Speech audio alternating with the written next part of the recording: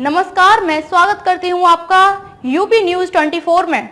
आइए नजर डालते हैं आज की एक खास खबर पर। यूक्रेन युद्ध और चीन सागर में तनातनी से चमकी इस देश की किस्मत। साल भर में हाईटेक हथियारों की बिक्री में 150% इजाफा। दक्षिण पूर्व एशिया में दक्षिण कोरिया नई तकनीक के हथियारों का सबसे बड़ा आपूर्तिकर्ता देश बन रहा है। विश्लेषकों ने कहा कि मलेशिया द्वारा हाल ही में की गई खरीद के बाद दक्षिण कोरिया दक्षिण पूर्व एशियाई देशों के लिए सबसे बड़ा हथियार आपूर्तिकर्ता के रूप में उभरा है।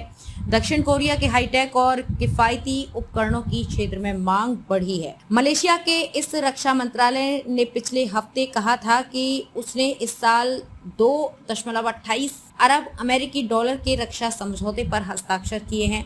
इस समझौते के तहत कोरिया एरोस्पेस इंडस्ट्रीज से 18 FA-50 हल्के लड़ाकू विमानों की खरीद का डील भी शामिल है।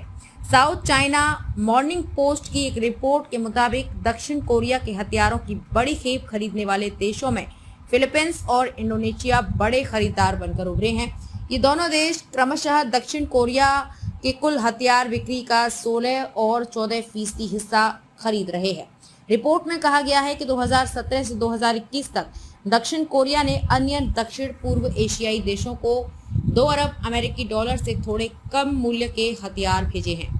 रक्षा मंत्रालय के अनुसार दक्षिण कोरिया की कुल हथियारों की बिक्री 2021 में 7.25 बिलियन अमेरिकी डॉलर से बढ़कर पिछले साल 17 बिलियन अमेरिकी डॉलर से अधिक हो गई है, क्योंकि पश्चिमी देशों ने यूक्रेन को हथियार आपूर्ति करने का फैसला किया।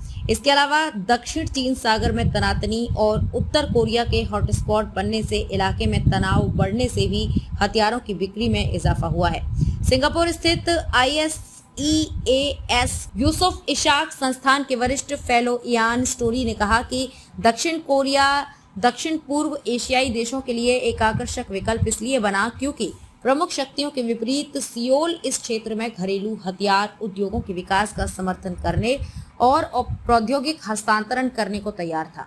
स्टोरी ने कहा, दक्षिण कोरियाई हथियार हाईटेक हैं और पश्चिमी रक्षा उपकरणों की तुलना में सस्ते हैं। उन्होंने कहा कि सियोल की रक्षा कंपनियां दक्षिण पूर्व एशिया में हथियारों की बिक्री में अपनी हिस्सेदारी बढ़ाना जारी रखेंगी।